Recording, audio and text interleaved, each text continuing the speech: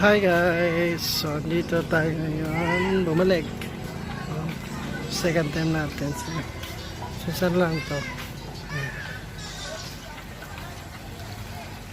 Maliit na pool. So, dito tayo.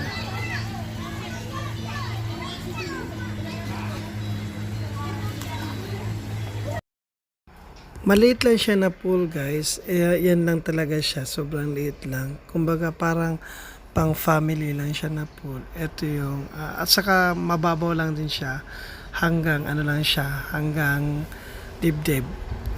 Tapos mura lang din ang entrance fee dahil parang 20 pesos, 30 pesos. Hindi ako nagkakamali. As in sobrang ano lang siya. Kumbaga pang ano lang siya guys, pampawala ng init.